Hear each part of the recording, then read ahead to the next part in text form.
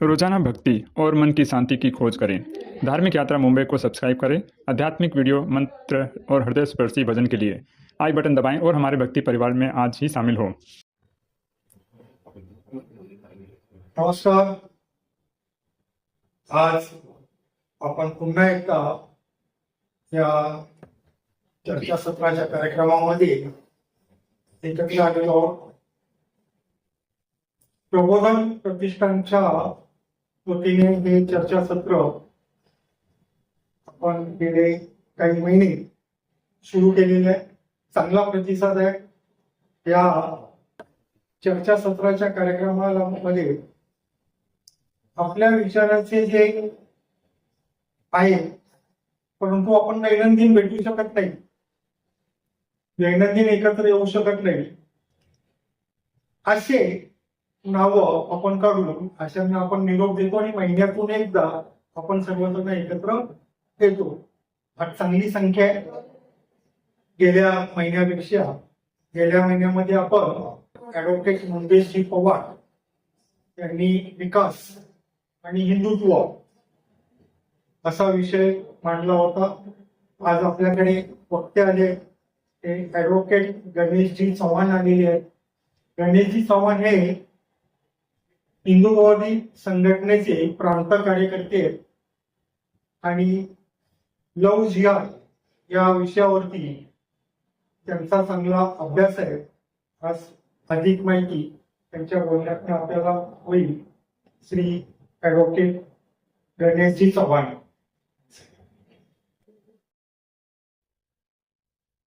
मी मागील 15 वर्षापासून मुंबईमध्ये हा लव जिहाद वगैरे सगळा विषय बघत आहे. मी गावाकडूनच इकडे आलो होतो. म्हणजे मी पुण्यामध्ये लॉचं एज्युकेशन घेतलं. प्रॅक्टिससाठी मी मुंबईत आलो होतो आणि ते मी LLM पण करत होतो. म्हणजे लव जिहाद वगैरे शब्द मी ऐकायचो, पण ऍक्च्युअल मध्ये असतंय का लव जिहाद वगैरे ह्या गोष्टी काय कधी अनुभवल्या नव्हत्या. संघाचं काम लहानपणापासूनच गावाकडे करत होतो. मुंबईमध्ये कॉन्स्टिट्यूशन आणि ऍडमिनिस्ट्रेटिव्ह लॉ मध्ये LLM ला ऍडमिशन घेतलं. म्हणजे कळकळ मला एक लव जिहाद या शब्दाची सांगतो होतो. मी असंच हॉस्टेलला झोपलो होतो. LLMचं एज्युकेशन चालू होतं. तर माझ्या मित्राचा मला फोन आला की मालाडला तुला जायचंय, एक मुलगा आणि मुलगी लग्न करून आलेले आहेत आणि तुला त्या ठिकाणी जायचंय आणि पोलीस त्यांना त्रास देत आहेत. मी म्हणला पेड मॅटर आहे, मी तुझे मेसचे ह्या महिन्याचे पैसे भरतो. मी रूमवरच असं झोपलो होतो, काहीच काम नव्हतं. चला म्हणलं जाऊ. मी मालाडला गेलो. मालाडला गेल्यानंतर पोलीस स्टेशन मध्ये गेलो. मुलीचं वय, मुलाचं वय बघितलं. पण त्या मॅटर मध्ये असं होतं की मी मुलाच्या वतीनं गेलो. मुलगा हा मुस्लिम होता आणि मुलगी हिंदू होती. मला माहित नव्हतं, माझ्या मित्राचा मॅटर होता. मला फक्त जायचं होतं. त्यांनी लग्न केलंय वगैरे सांगायचं होतं. पोलीस त्यांना त्रास देत होते. मी लाईटली आपलं मनात असा कुठला विचार नव्हता की बाबा हा लव जिहाद आहे, धर्मांतरण काय आहे. मग मी पोलीस स्टेशन मध्ये गेलो. सिनियर PI ला भेटलो, PSI ला भेटलो. त्यांना लक्षात आलं का मी काय भरपूर नडतोय. पण मी त्या दृष्टिकोनातून नव्हतं की बाबा की नेमकं हा काय कुठला धर्मांतरांचा प्रकार आहे की. मग सिनियर PI ला लक्षात आलं की बाबा मी आता DCP कडे जाईल. मुलीचं वय पूर्ण होतं, मुलाचं वय पूर्ण होतं. मुलगी अशी बुरखा घालून बसलेली. तो PSI सांगायचा ती बुरखावर कर, ती काही करत नव्हती आणि मी असायचो नाही करणार. मला माहित नव्हतं ना हे सगळ्या गोष्टी. मी आपल्या लाईटली सगळ्या गोष्टी असं मस्ती, माझ्या मित्राचा मॅटर आहे ना.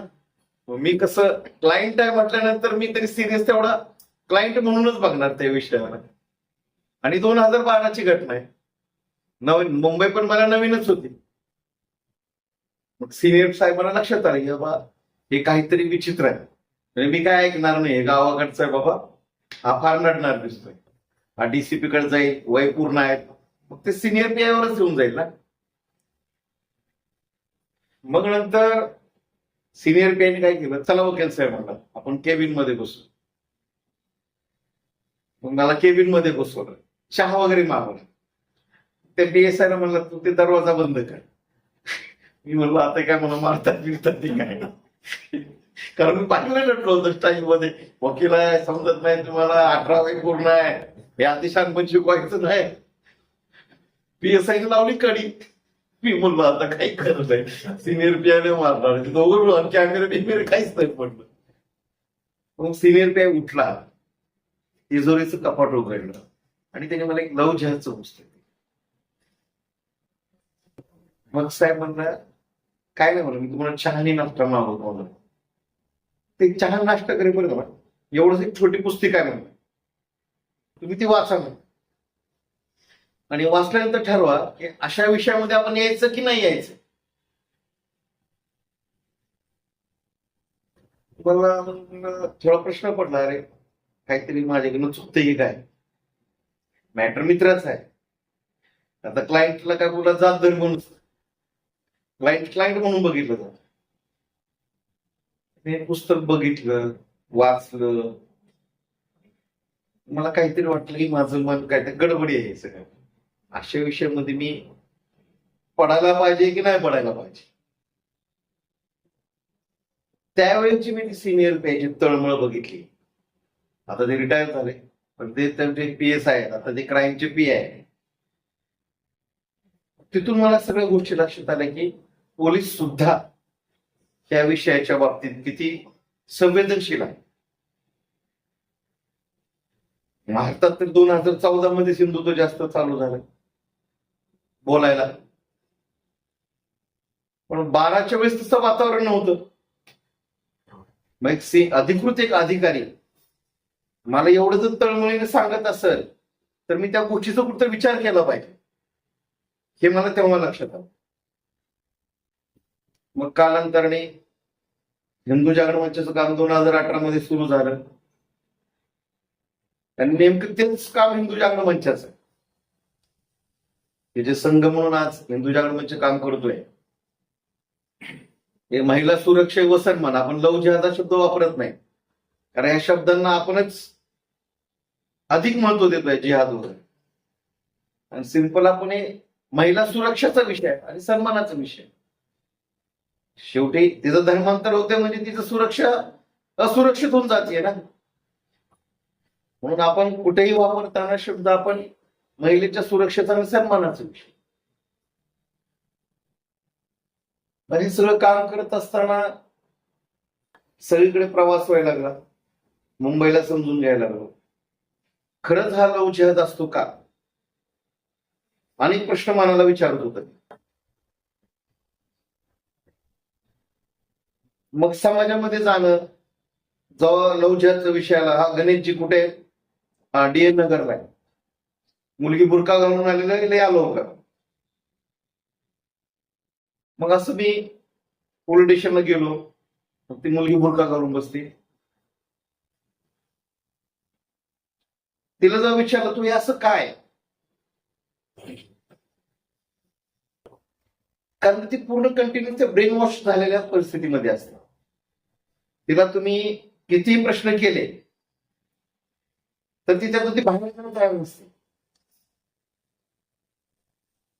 मग मी अनेक मुलींना असं मानसिक दृष्ट्या म्हणजे सायकोलॉजी काय नेमकं प्रॉब्लेम होतो यांचा, हे नेमकं का धर्म बदलतात. म्हणजे एक जण तर असं आहे, म्हणजे ओशिवारा पोलीस स्टेशनची केस होती, 8 दिवस त्यांच्या घरी सप्ताह होता. सप्ताहामध्ये ती मुलगी बसली, सप्ताह झाल्यानंतर मुसलमान मुलाबरोबर बुरका घालून पोलीस स्टेशनला. म्हणजे 8 दिवसापूर्वी ही सप्ताहामध्ये बसते, तिच्या गळ्यात गणपतीचं पॅन्डल आहे आणि 8 दिवसानंतर पोलीस स्टेशन मध्ये बुरका घालून आयला म्हणते नाही नाही, मी फक्त हे सगळं तुमच्या खात्री केलेलं आहे, मला इस्लाम फार आवडतो.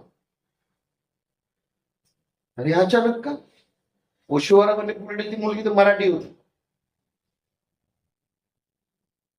मग हे नेमकं ब्रेन वॉश होत आहे का, की अजून काय ह्याच्या पाठीमागे षडयंत्र आहे.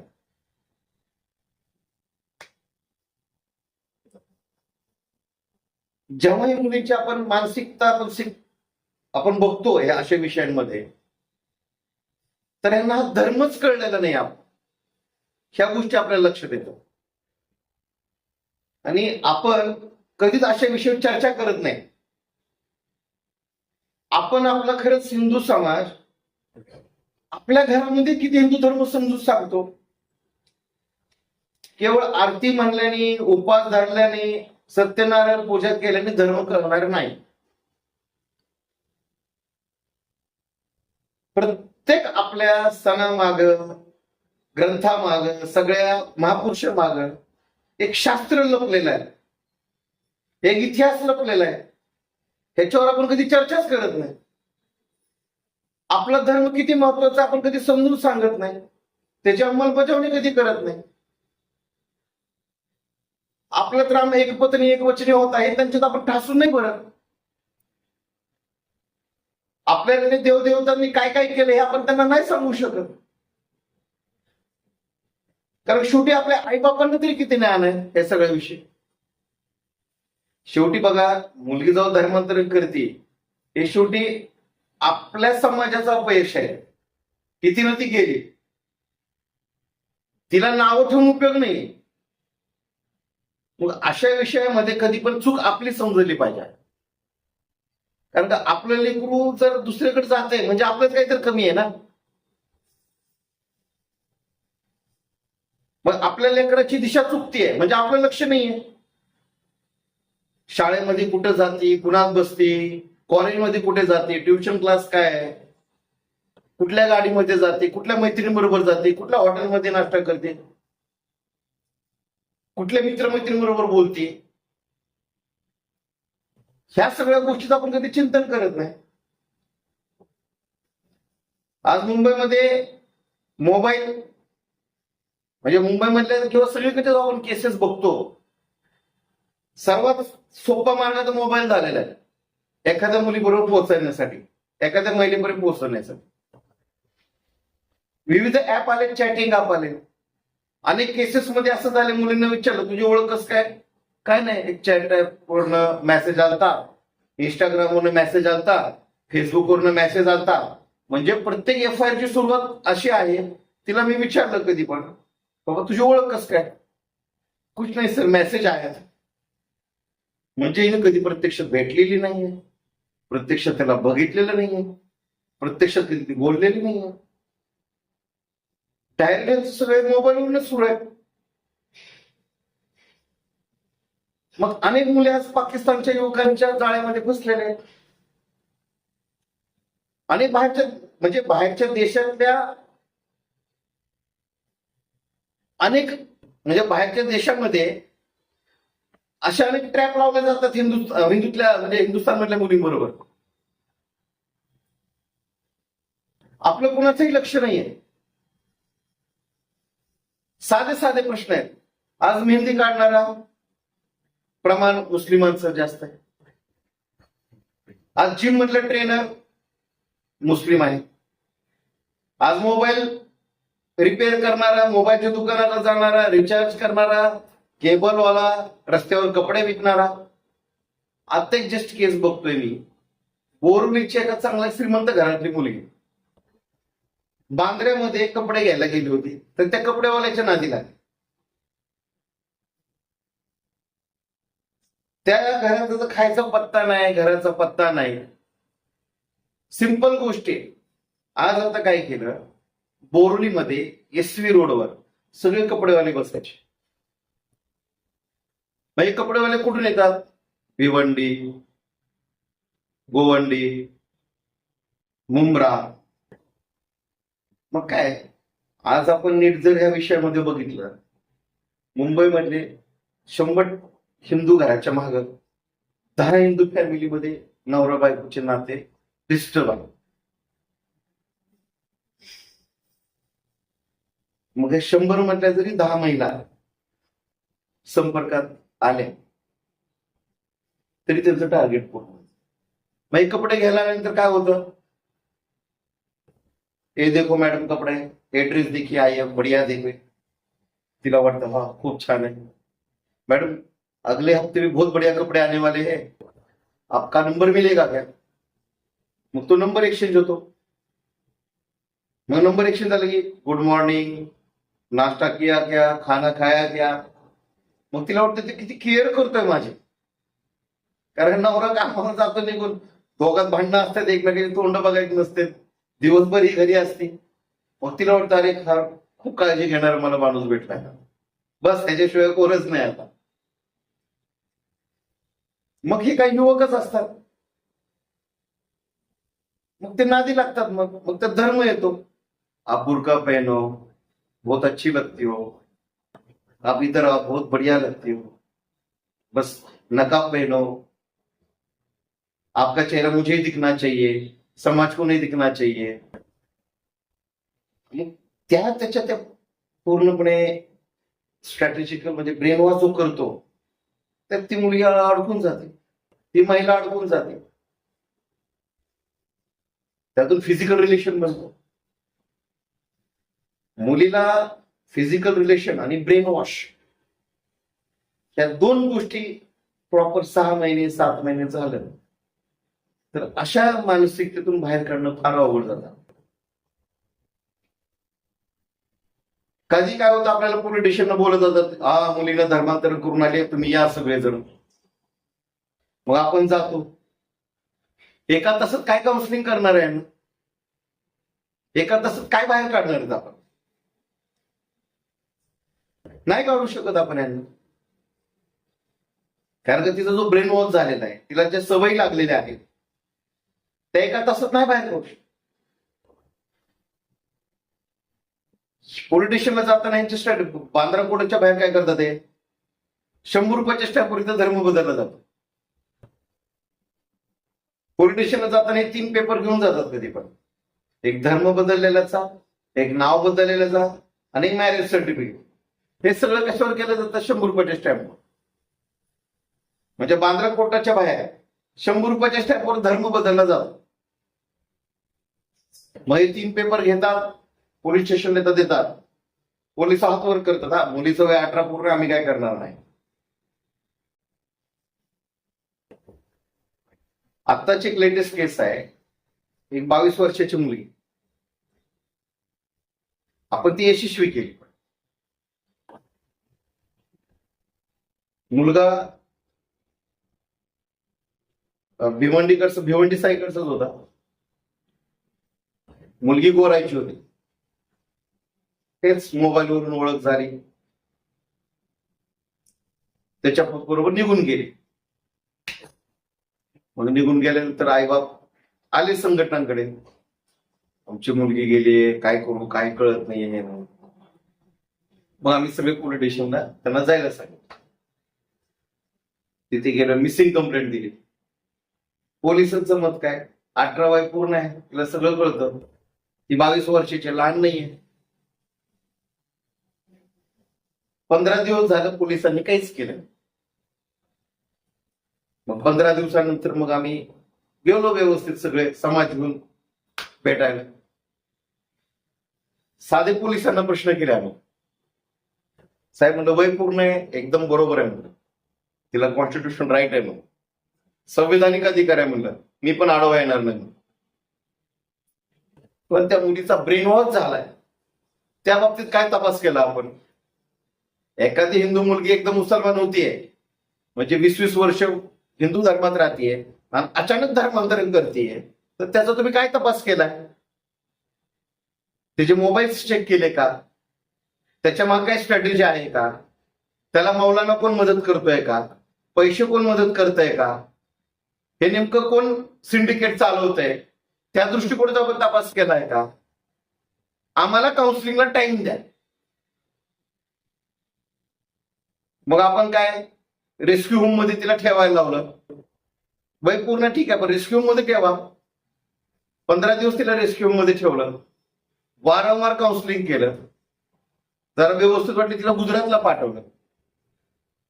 झालं, आता ते रोज मंदिरामध्ये जाते. म्हणजे टॅकल करता आलं पाहिजे. आता हेच आपण जर एवढं ताणलं नसतं प्रकरण, तर पोलिसांनी काय 18 वय पूर्ण आहे, आम्हाला काही घेणं देणं नाही. म्हणजे ती मुलगी एका महिन्यात परत आली ना आपल्याकडे. पण हिंदू समाजाचा प्रॉब्लेम काय होतो, पोलीस स्टेशन म्हणलं की सवयच नाही मॅटर कसं हँडल करायचं. पोलीस स्टेशनची सवय पडली पाहिजे, समाजाला समजून घेतलं पाहिजे. आपल्या मुलांमध्ये मुलींमध्ये जोपर्यंत जागरण होणार नाही तोपर्यंत हे लवजिहाद वाढत राहणार. मग लवजिहाद केवळ आत्ताच आहे का, तर अजिबात नाही. इतिहासापासून लवजिहाद आहे. फक्त आता आपल्याला कळायला लागला ह्याला लवजिहाद म्हणतात, ह्याला धर्मांतर म्हणतात. हे टार्गेटेड काम केलं जातं. लोकसंख्या वाढण्यासाठी हे सगळे करतात. यांचं टार्गेट आहे लोकसंख्या वाढवायचं. कारण त्यांची एवढी लोकसंख्या नाहीये की तेवढी लगेच लोकसंख्या वाढेल. आज जरी 130 करोड लोकसंख्या असली तरी त्या 20-25 करोड आहे. पण 100 करोड अजून शिल्लक आहेत ना हिंदू. मग हिंदू मुलींना टार्गेट करा, फक्त लोकसंख्या वाढवा. काही उद्दिष्ट नाही, काय नांदायचं नाही, काय नाही, काय नाही. फक्त यांना लोकसंख्या वाढवायचं टार्गेट आहे.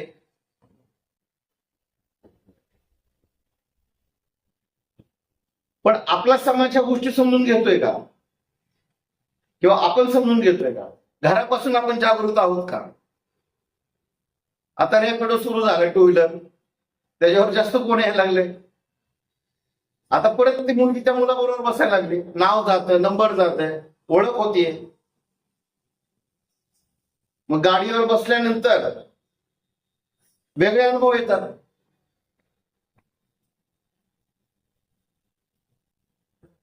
आपल्याला लवजिहाद जर विषय समजून खरंच घ्यायचा असेल, इतिहासापासून होता, आपण आता जागृत झालो, आता आपण चर्चा करायला लागलोय. केरला स्टोरी सारखे काही पिक्चर यायला लागलेत. आता केरला स्टोरी का नया सेकंड 27 फेब्रुवारीला दुसरा पण येतोय. लवजिहादी शब्द तर केरळमधून आलेला आहे. ते पण कोणी आणलं, ख्रिश्चन कम्युनिटीने आणलं. त्यांच्या मुली मुस्लिम पळून घेऊन चालले, इस्लाम धर्म स्वीकारायला लावले. तिकडच्या कोर्टाच्या पिटिशन मध्ये तो शब्द तिथून निर्माण झाले, तिथल्या जजमेंट मध्ये लवजिहाद. लवजिहाद शब्द काय महाराष्ट्रातून निर्माण नाही झालेला. तिथले ख्रिश्चन आणि हिंदू एकत्र झाले.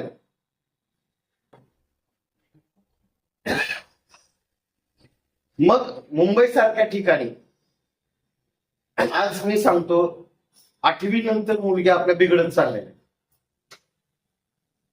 आणि त्याचं कारण म्हणजे केवळ फक्त मोबाईल.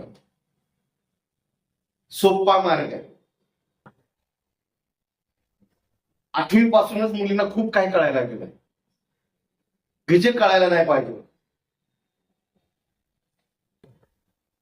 म्हणून त्या गोष्टीच्या अट्रॅक्शन साठी मग समोरचा व्यक्ती कोणीही असू देत, त्याचा ते विचार करत नाही. ह्याच्यासाठी उपाय म्हणून काय, बालसंस्कार केंद्र असणं महत्वाचं. आपण आपला धर्म किती समजून सांगतोय ते महत्वाचं. घरात खरंच फ्रेंडली वातावरण आहे का? मुलगी आपली खरंच मैत्रीण आहे का घरात? हे आईबापानं पण विचार केला पाहिजे. त्या मुलीची चूक नाहीये.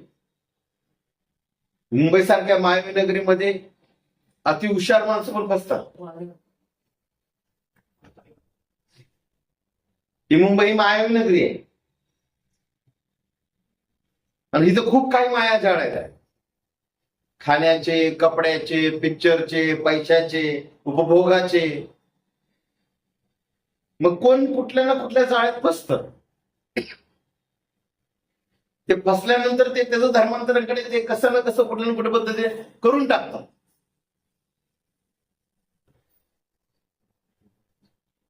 लवजिहादचा विषय कशाचा आहे? जागरणाचा विषय, चर्चेचा विषय. आपण अशा विषयामध्ये चर्चाच करत नाही, अवेअरनेस प्रोग्राम घेत नाही. आज नवरात्रीमध्ये काय करतोय आपण? आपल्यात खूप चुका आहेत ना. आपण खरंच नवरात्रीमध्ये नवरात्री म्हणून साजरी करतोय का, की फक्त मजा मारतोय? आपल्या युवतींमध्ये किती जागरण आहे विषय. आज 31 डिसेंबरला प्रत्येकाला पार्टी हवी आहे. आपण आपल्या कल्चर पासून खरंच लांब जातोय का? आपण आपलं कल्चर खरंच समजून घेतोय का? आत्ताचं युवकाचं माहिती तसं आहे का? समाज म्हणून समाज किती पुढे येतोय. आज गणपती मंडळ, नवरात्री मंडळामध्ये दहीहंडी पथक आहे. फक्त आपण सण साजरे करून निघून चाललोय. पण समाज जागरणासाठी काय करतोय का? आज संभाजी महाराजांना आपण किती आठवतोय. शिवाजी महाराजांना आपण किती आठवतोय. अहिल्यादेवी होळकरला आपण किती आठवतोय. आपण आपल्या महापुरुषांना खरंच विसरलोय का? आपण आपल्या घरात खरंच लहान मुलांना समजून सांगतोय का? आपल्या धर्माचे कन्सेप्ट आपल्या स्वतःचे किती क्लिअर आहे. राम समजून सांगितला का? कृष्ण समजून सांगितला का? या सगळ्या गडबडी व्हायला लागल्यात आपण आपली संस्कृती समजून न घेतल्यामुळे, आपण आपला इतिहास विसरल्यामुळे, आपण आपल्या महापुरुषाची भूमिका विसरल्यामुळे, आपल्या महापुरुषाचं त्याग आणि समर्पण विसरल्यामुळे. लवजाच्या विषय जागरणाचा विषय पक्का, एकदम पक्का जागरणाचा विषय. आपल्या घरात येणारा दूधवाला कोण आहे बाबा? वॉचमन कोण आहे बाबा? पेपर देणारं कोण आहे? भाजी देणारं कोण आहे? आपण कधी त्या दृष्टिकोनातून बघतच नाही. आपली मुलगी, आपली महिला कुठल्या निमित्तानं मुस्लिमांच्या संपर्कात येते त्याचं आपण चिंतनच करत नाही.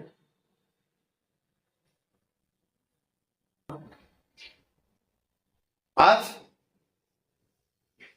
असे टार्गेट पकडलेले आहेत त्यांनी की ह्या एरियातल्या मुली मुस्लिम झाल्याच पाहिजेत.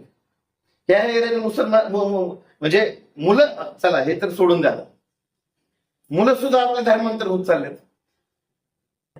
मुस्लिम मुली आपल्या मुलांना धर्मांतरण करून घ्यायला. ते सोडून द्या, किन्नर समाज पण मुस्लिम होत चाललाय. त्यांना पण हे ऍक्च्युअली देवी पूजक समाज आहे.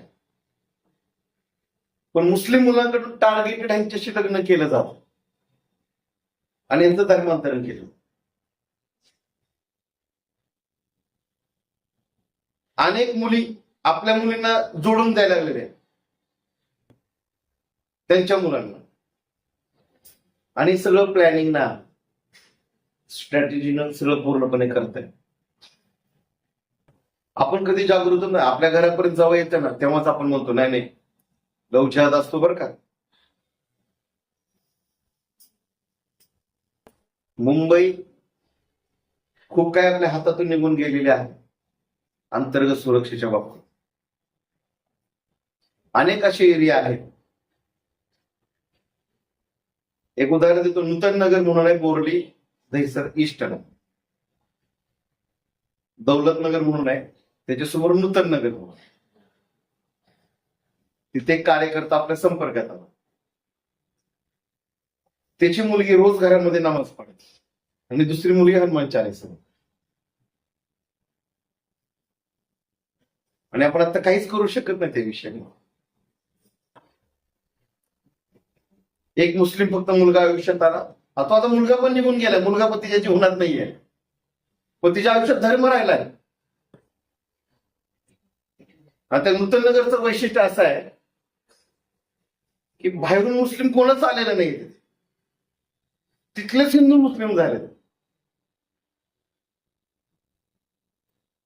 मग गणपत पाटील नगर आहे दहिसरला, मालवणी आहे, आनंद नगर आहे, दिंडोशीचं पठाणवाडी आहे, इकडे बेहरामबाग आहे, भेंडी बाजार आहे. मुंबईतले अनेक पॉकेट्स मध्ये. चला आम्ही ह्या ज्या अतिसंवेदनशील वस्ती आहेत तिथले जे धर्मांतर झाले त्यांचा आम्ही इतिहास काढायला गेलो तर ते हिंदूच आहेत. दुसरी तिसरी पिढी त्यांच्या अगोदरची लाई पण लांब नाही. म्हणजे आपलेच आपल्याला त्रास द्यायला लागलेले आहेत.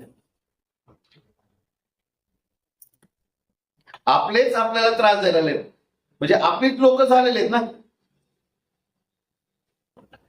आज आपण चिंतन करत नाही बाबा आज इथं आपण असं कधी टाकत नाही की बाबा मुंबईतून गॅझेट जर महिन्याला 15 दिवसाला एकदा गॅझेट निघतं, त्यात किती धर्मांतर होतं एकदा चेक करा तुम्ही online. It is open document. चिंतन करा मुंबईमध्ये किती धर्मांतरित होत चालले, किती गॅझेट होत आहेत. आपण कधी बघतच नाही. मग नेमके कुठल्या एरियामध्ये आहेत हे सगळे? आता मुंब्रामधला तो कैसा हरा व्हिडिओ बघितला सगळ्यांनी. मग एवढा कॉन्फिडन्स कसा वाढतोय ना तिचा?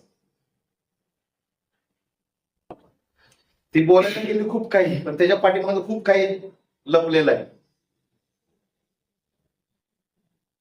ती काय अशीच नाही बोललेली आहे. मग एक युवती, एक 22 वर्षाची पोरगी असं बोलायला लागली, म्हणजे देश कुठे चाललाय, समाज कुठे चाललाय, नेमकं सांगायचं काय, नेमकं करायचं काय. त्याच्यावर रील बनले.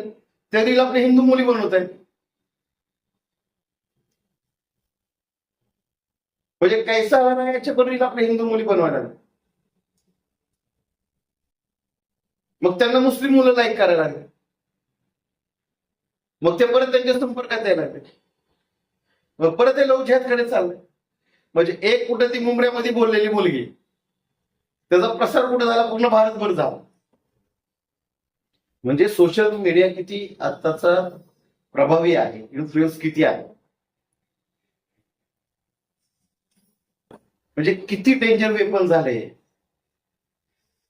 कोण कंट्रोल करणार? फक्त संस्कार त्याच्यावर कंट्रोल करू शकतो. आपल्या घरात आता मुंबईची परिस्थिती फार बिकट आहे. मुंबई दिसतंय तसं नाहीये. अनेक पॉकेट्स आपल्या हातातून गेलेले, अनेक चांगले चांगले एरिया पण आपल्या हातातून गेलेले, अनेक कॉलेजेस. ड्रग्स तर काय सगळ्यांनाच, म्हणजे ड्रग्सचा विषय कंट्रोलच करू शकत नाही, कोणीच करू शकत नाही सध्या अशी परिस्थिती. वर्ण आहे धर्मांतरण. ड्रग्स विकणारा पण समाज कुठला जास्त,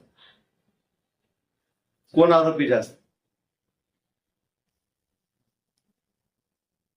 आणि हेच आपल्या युवक युवतींना ते नशाच करायला असेल.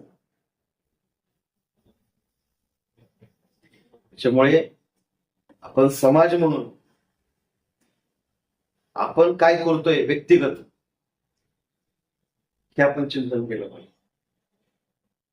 आज प्रत्येक गल्ली गल्लीमध्ये एक एक कार्यकर्ता महत्वाचा, एकेका सोसायटीमध्ये. काल आम्ही मालवणीचा अभ्यास केला. सगळ्या सोसायटीचे नाव हिंदू आहे. 16 प्लॉट आहे. 16 प्लॉट मध्ये प्रत्येक सोसायटीचं नाव हिंदू आहे. पण त्या सोसायट्यांमध्ये 298 घर होते. 298 घरामध्ये फक्त 100 लोक हिंदूचे राहिले. वही गेले कुठे? एक मध्ये एक आमदार संजीव उपाध्यायांचा व्हिडिओ व्हायरल झाला होता. मालवणीच्या सिनियर प्लेअर राघवतानाचा. तर रिद्धी सिद्धी नावाची बिल्डिंग आहे. 2000 मध्ये 35 फ्लॅट मधले 33 फ्लॅट हिंदूंचे होते, 2 फ्लॅट. आज 2 फ्लॅट हिंदूंचे आहेत आणि 33 फ्लॅट त्यांचे आहेत. म्हणजे 25 वर्षाच्या काळामध्ये सगळं हे पलायन झालं. मग हे पलायन होतं कशामुळे?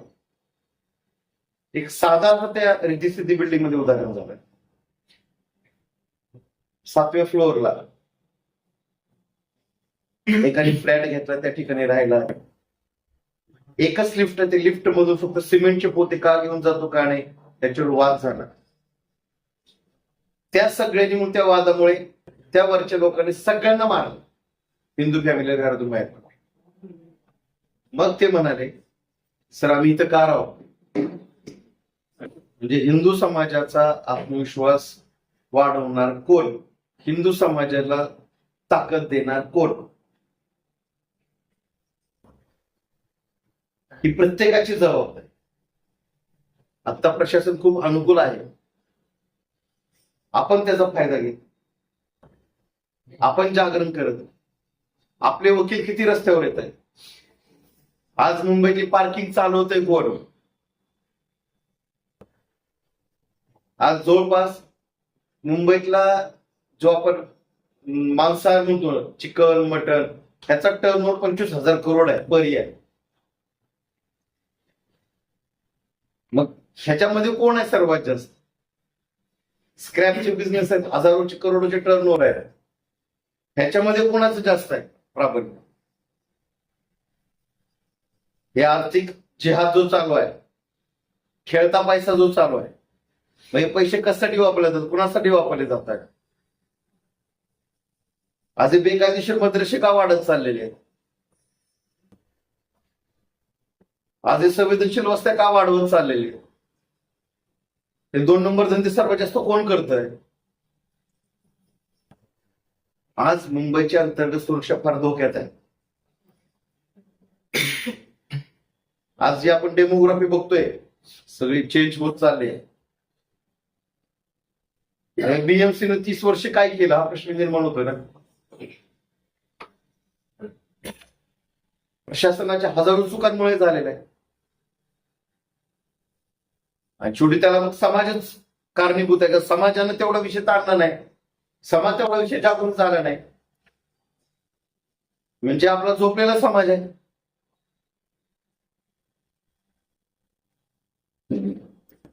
त्याच्यामुळे मुंबईची अंतर्गत सुरक्षा या हाताच्या बाहेर गेलेली आहे. भविष्यात काय झालं काय नाही तर कंट्रोल करणं फार अवघड आहे. इथून पुढे येणे जे आता म्हणतोय, आता चालू आहे नाटक सगळे, खरंच या युवकांना तेवढं चिंतन करायची सवय लागलेली आहे. खरंच तेवढं तो आताचा युवक जागरूक आहे का? त्या युवकांबरोबर तो पालक पण जागरूक आहे का? 2047 ते म्हणतात की बाबा पूर्ण भारत आम्ही हे करू, आणि ऍक्च्युअल मध्ये ते करता येतच आहे. आपण झोपलेलो आहोत. पोलिटिशियनचे सर्वात जास्त टिपरी मुस्लिम समाजाचे आहे. पोलिटिशियन ते चालवतात माहिती देऊ. आपण हिंदू समाज म्हणून कधी पोलिटिशियनला जात नाही, आपलं काय काम आहे म्हणून सोडून देतो. आपण समाज म्हणून काय करतोय हे सर्व चिंतन केलं पाहिजे. आणि हे धर्मांतरण, ख्रिश्चनचं तर ती वेगळीच समस्या आहे. केवळ मुस्लिम नाही तर ख्रिश्चन धर्मांतराची पण समस्या आहे. त्याचा तर स्पीड यांच्या 100 पट जास्त आहे. वसई विरार बघितलं तर गेलंय आपल्या हातातून. सगळे धर्मांतराचे अड्डे बनलेत वसई विरारमध्ये, नालासोपारामध्ये. मग हे धर्मांतर हे समस्या समजून घेण्यासाठी प्रत्येक म्हणजे महिला बचत गट असू द्या, गणपती मंडळ असू द्या, नवरात्र मंडळ असू द्या, दहीहंडी पथक असू द्या, अशा ठिकाणी जाऊन आपले विषय ठेवले गेले. पण हा विषय फक्त जागरणाने थांबू शकतो. कारण का असा विषय झाल्यानंतर नेमकं करायचं काय ते आपल्या समाजाला लक्षात येत नाही. नेमकं काय केलं पाहिजे. त्यामुळे समाजामध्ये विविध संघटना आहेत, विविध संस्था आहेत, त्या काम करतात. तुमच्या एरियामध्ये काय झालं तर गिरीश जे आहेत, असा विषय झाला तर आपण नेमकं काय करायचं काय नाही आता आपल्याकडे आहे. आज अशा विषयामध्ये काम करणारे वकील पण समोर यायला लागलेले आहेत. वकिलांची टीम लागते, काउन्सिलिंगची टीम लागते. असा विषय झाला तर आपल्या हिंदू समाजाने त्या मुलीचं एक्सेप्टन्स केला पाहिजे. आपण काय करतो, धर्मांतर झालं चला आमची इज्जत गेली. कसली इज्जत गेली बाबा? तू लक्ष नाही दिल्यामुळे ती गेलेली आहे. आणि वरून तू काय म्हणतो आमची पाहुण्यावर इज्जत जाणार आहे. तर आपल्या मनाचे दरवाजे ओपन पाहिजे. उद्या तिला सोडून दिल्यानंतर तिला वाटलं पाहिजे माझे आई बाबा आहेत. तिला पण कधीतरी रिअलायझेशन होऊन दिलं पाहिजे. एक मुलगी गेली होती, घरच्यांना सांगितलं तुम्ही 3 महिने वेट करा येईल. कारण तिला नॉनव्हेजची सवय नव्हती. त्या मुलाच्या घरात गोमांस खायला लागली. मग तिला पुढे तेव्हा धर्म जागृत झाला. आम्ही सांगत होतो तेव्हा नाही झालं. लव्ह जिहादचे वेगवेगळे अँगल आहे, वेगवेगळे प्रकार आहे. एकाच अँगल मध्ये आपण मुलगी आणू शकतो असं नाही. कधी कुणाचं मन परिवर्तन होईल सांगू शकत नाही. कुणाला बाळ झाल्यावर परिवर्तन होतं, कुणाला 20 वर्षानंतर परिवर्तन होतं, कुणाला लगेच परिवर्तन होतं. पण आपलं काम आहे प्रयत्न करणे. आपली मुलगी गेली, आपली मुलगी आली पाहिजे. आज नेताजी पालकरांची पण घरवापसी केली ना शिवरायांनी. मुसलमान झाल्यानंतर त्यांना म्हणले मुसलमान झालाय, म्हणजे त्याला कोण बोलणार नाही उद्या. म्हणजे नेताजी पालकाची घरवापसी शिवरायांनी आम्हाला तेव्हाच शिकवलंय ना. म्हणजे तेव्हा शिवरायांचा दृष्टिकोन तसाच होता. स्वतःची मुलगी दिली, कोण बोलणार नेताजी पालकरला मग. म्हणजे शिवरायांनी पण सुद्धा आपल्या घराचे दरवाजे उघडे ठेवले पाहिजेत, आपल्यातलं कोणी किती चुकला तरी.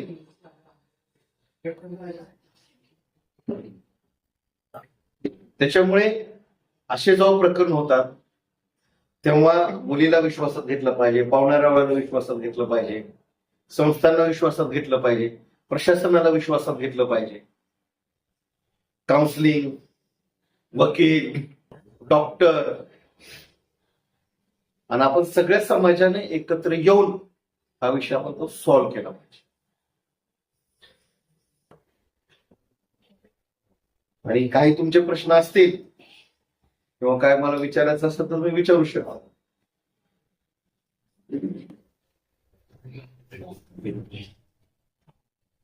अभी जैसे हम लोग कोई अगर धर्मांतरण करता है तो आपसे, तो हम लोग पुलिस के पास या किसी और के पास जाने से पहले उनके परिवार, फिर उनके समाज का अगर कोई मंडल रहेगा तो उसको खोज के उसको रिस्पॉन्सिबल, और पिताजी को पेरेंट को रिस्पॉन्सिबल करके पहले वहां से शुरुआत करेंगे तो समाज के पास से जाके तो हम लोग दूसरे को पॉइंट कर सकते भाई ये समाज क्या कर रहा है, मंडल है। अभी वो अगर जब तक हम लोग उनको पॉइंट नहीं करेंगे तब तक वो बैठे रहेंगे। तो ऐसे और जैसे हर एक समाज का अपने पास यहाँ पे मंडल है, तो हम लोग उनके तरीके से कैसे जा सकते हैं? देखो, पहले तो एक तो हमारा संपर्क कितना है उसके ऊपर है हर चीज। अब हम ऐसे विषयों पर कार्य कर रहे हैं तो हमारा संपर्क कितना है। समाज में जितने जागरूक समाज है, अभी हमारा गणपति मंडल कितने संपर्क में है, नवरत्न मंडल कितने संपर्क में है, हमारे पास लिस्ट होनी चाहिए किस समाज का कौन प्रमुख है। हम जहां पर रह रहे आपण इथलाच विषय घेऊ, आपण इथे राहतोय, मग इथे कुठले कुठले कम्युनिटी आहे हे आपल्याला माहित पाहिजे ना। हमारे पास डाटा चाहिए, हमें इस पर काम करना है। तो डाटा कलेक्ट होने के बाद उस समाज के प्रमुख को विश्वास में लेना चाहिए।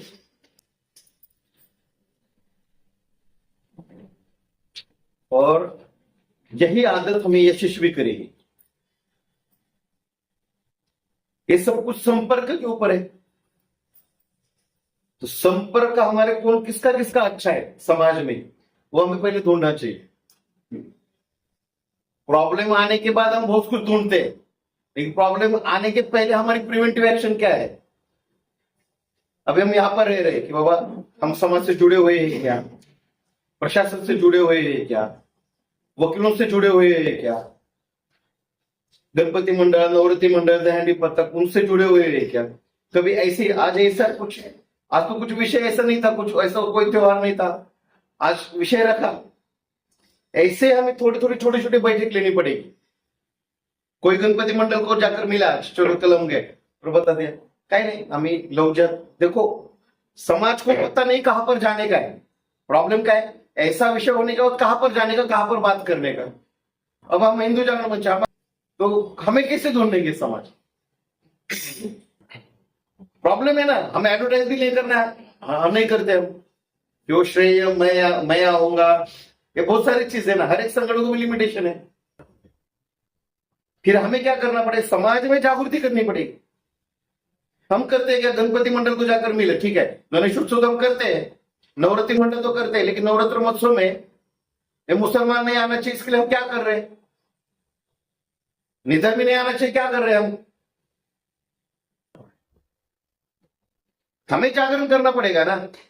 त्योहार तो आएंगे, त्योहार जाएंगे, लेकिन अपने विषयों के लिए हम क्या कर रहे हैं? हाँ, समाज की सुरक्षा के लिए हम क्या कर रहे हैं? चलो एक पोलिटिशियन के आजू बाजू में अपने कितने लोग हैं, तुरंत कुछ भी होगा तो वो आएंगे, पुलिस भी क्या सोचेगी, अरे तर आपल्या पोलिटिशियनच्या बाजूचं वागते. हमें स्ट्रॅटेजिकली उनके उनके कैसे संपर्क रहते, भाई ऐसा हो गया, हा रूप आहे, मी फोन करतो. मग आपल्यात असं आहे का? आपण तसं डेव्हलप करतोय का? आपल्याला डेव्हलप केलं पाहिजे. बघा, रोग होण्यापेक्षा त्याच्यावर इलाज म्हणजे आपण रोग होऊ नये म्हणून आपण काय करतो ते महत्वाचं आहे. आपण मुलींसाठी जागरणाचा कार्यक्रम घेतो. सच में अहिल्यादेवी होळकर पता है क्या? अहिल्यादेवी होळकरने पूर्ण देश, धर्म, मंदिर, मठ, बालसंस्कार केंद्र सगळ्यासाठी काम केले ना. हमारे महापुरुषों के बारे में हमें पता नहीं. अहिल्यादेवी का फोटो शिवलिंग के बिना किधर नहीं मिलेगा. फोटो उनका कंपल्सरी वैसा ही है. प्रवास में उनके पास शिवलिंग ही रहता था. तो हम हमारे बच्चों को बताते हैं कि अहिल्यादेवी का कार्य कितना है.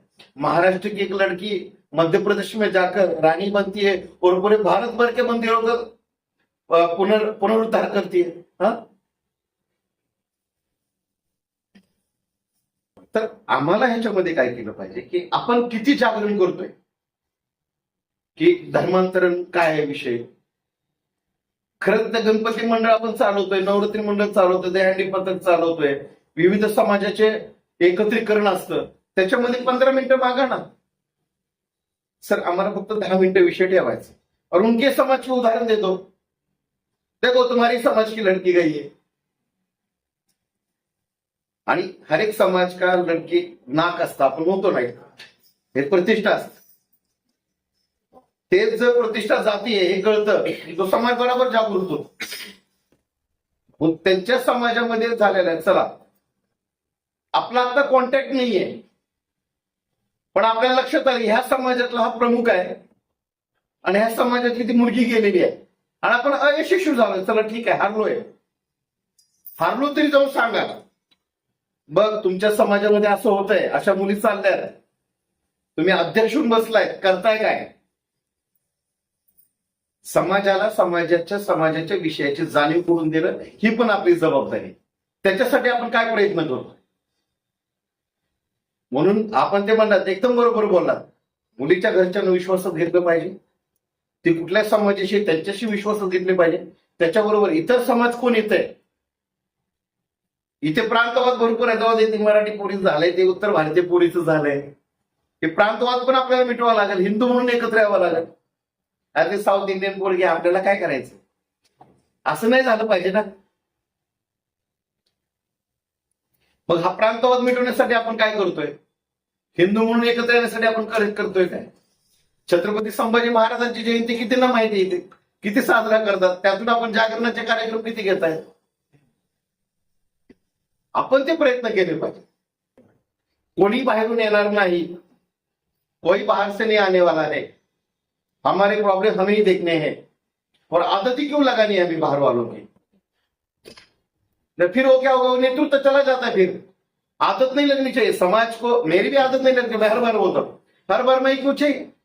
आप कब सीखोगे, आप कब सक्षम बनोगे. प्रॉब्लम हजारों है, मुझे तो हर पूरे इसमें प्रवास करना है.